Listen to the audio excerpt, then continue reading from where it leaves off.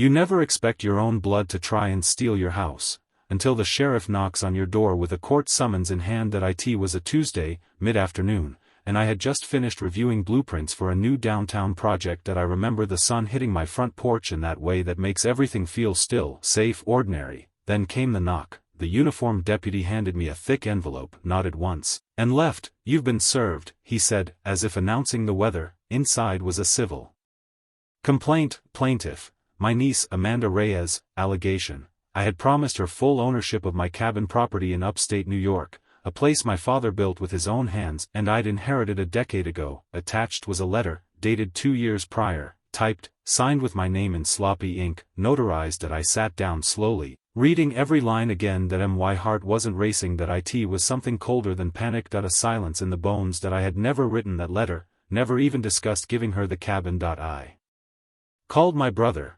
Amanda's father. That he picked up after the third ring. That I told him about the summons, the letter, the lawsuit. There was a pause, and then, flatly, he said, "You must have led her on somehow."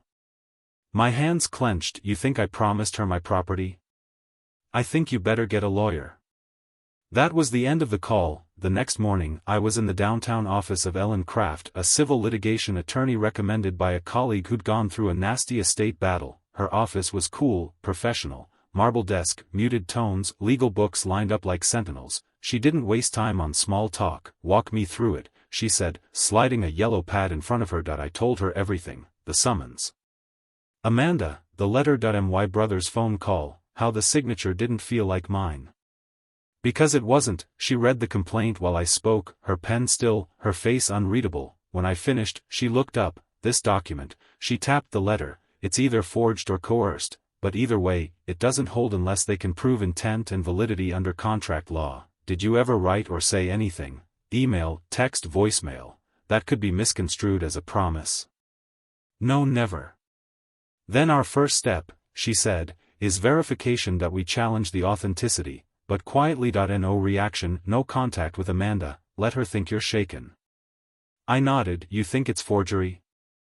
"I think she had help. This letter is notarized, which means we're dealing with someone willing to fake witnesses, or worse." That's when she mentioned hiring a private investigator. "We need background, digital footprints. Who notarized this? Where? Was it really you?" "I know someone, retired NYPD, discreet, thorough." I leaned forward. "Set it up. I want every rock turned over. I'm not handing over a nail of that cabin." And just like that, it began. Not a fight, but a campaign. The private investigator's name was Don Vega. Gray stubbled, deliberate, ex-homicide, now deep in the quiet business of digital trails and human lies. Within a week, he had a folder on my desk that made my skin crawl. "First the letter, your signature," he said, tapping the photocopy, "is pasted. Cut from an old permit you filed in 2019. Same slant, same pressure, they didn't even clean up the edges. Second, the notary stamp, fake. The listed notary had retired 3 years ago and had never notarized anything outside corporate filings. Vega found her LinkedIn, confirmed it in a 10-minute call. Then came Amanda's digital breadcrumbs. He found a document template, identical to the letter in the lawsuit, on a cloud drive linked to an email she had abandoned last year. That was damning.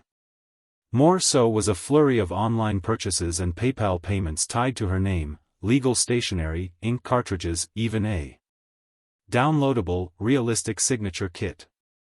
"She's been planning this," Vega said, "and guess what? 2 months ago, she quit her job, credit card debts over 20 grand, she tried to apply for a home loan, denied." At the same time, the family came alive, texts from cousins, calls from my aunt and my brother again, this time saying, "Maybe you should just settle, make peace." Amanda even left a voicemail in tears. "I thought you were different, you said you'd help me one day."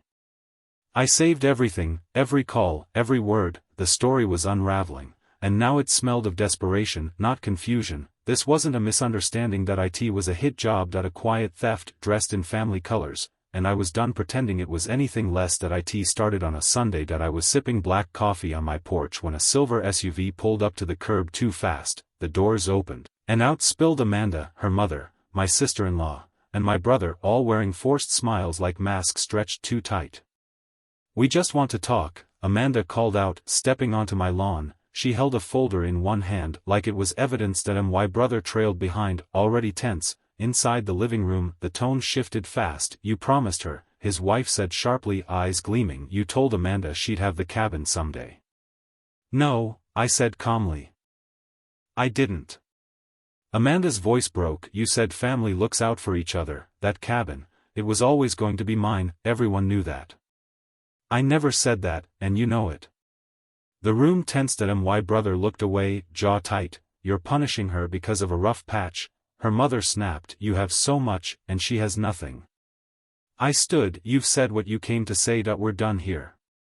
I walked them out, locked the door behind them, and felt the silence stretch long. That night, I was blocked by 3 relatives on social media. The next morning, texts started from unknown numbers. "You've changed, you're heartless, think of her future." Then, the absurd happened. 2 days later, Amanda returned with a man in designer jeans and a measuring tape. "We're just taking preliminary dimensions for renovations," she said, as if the place was already hers. "I didn't speak. I filmed." Then I called the police and had them removed from the property. Every clip, every text, every voicemail, I forwarded to Ellen. The pressure was building, but so was the case. And I was no longer just defending my name. I was preparing to strike back. Ellen called on a Tuesday morning. "We've got everything," she said, her voice taut with satisfaction, "and I mean everything." The digital forensics team had extracted the document metadata from Amanda's cloud account. The letter she claimed I'd written was created on her laptop using a Microsoft Word template titled giftletter_family1.docs. The author metadata still bore her login credentials. Don Vega traced the paper stock used for the printout. Custom ivory linen blend. Sold exclusively at a boutique office supply store 3 blocks from Amanda's old workplace. He pulled the receipt, cash purchase, security footage, timestamp matched, and then came the final blow. Handwriting analyst compared my actual signature with the one on the alleged deed letter. The conclusion was clear and brutal, forged with high probability. Even the notary stamp, when investigated, turned out to have been downloaded from a Photoshop forum. Do we wait? I asked Ellen. "No," she said, "we go on offense." That afternoon, we filed a countersuit. Malicious prosecution, attempted property fraud, defamation, damages sought, 6 figures and a public retraction. Amanda was no longer the plaintiff, she was the accused. As I left Ellen's office, briefcase in hand, a different feeling settled into me. Not rage, not relief, something cleaner, controlled. They had tried to rewrite my life with a fake letter. They had gathered in my home, measured walls for a house they never owned, smeared my name behind tears and family drama. But now, I was done reacting. I was the one drawing lines. 3 days after we filed the counterclaim, Ellen's office got the call. Amanda's attorney, nervous, stumbling, asked if we'd consider mediation. "They want to resolve this quietly," he said. "No deal," Ellen replied, without looking up from her notes. "Not unless he gets everything." And I meant everything. We demanded a signed affidavit admitting the forgery, full reimbursement of all legal and investigative costs. A formal public apology posted online and submitted to the court record, and a no-contact order. Amanda and anyone acting on her behalf would be legally barred from contacting me in any form. They fought, they begged to reduce the terms. Her lawyer even asked if I'd at least ease up on the apology. I didn't flinch. 2 weeks later, they folded. The affidavit arrived. The apology was posted, awkward and cold, but visible to everyone, including our family. Word spread fast. Amanda's reputation collapsed, her social media vanished. My brother stopped returning calls, and his wife deleted every post that ever tagged me. I didn't celebrate, but I did watch the storm settle, knowing I'd done more than win. I'd revealed the truth. The case was closed, papers signed, fees paid, silence bought. Amanda vanished from the family group chats. Her parents stopped sending holiday invites. My brother never called again, and I didn't chase them. One evening, I sat alone in the cabin. The original deed lay in front of me, thick parchment under my fingers. My name etched clean, unchallenged. A court-stamped order beside it, sealing the truth. The house was quiet. No phone buzzes. No footsteps.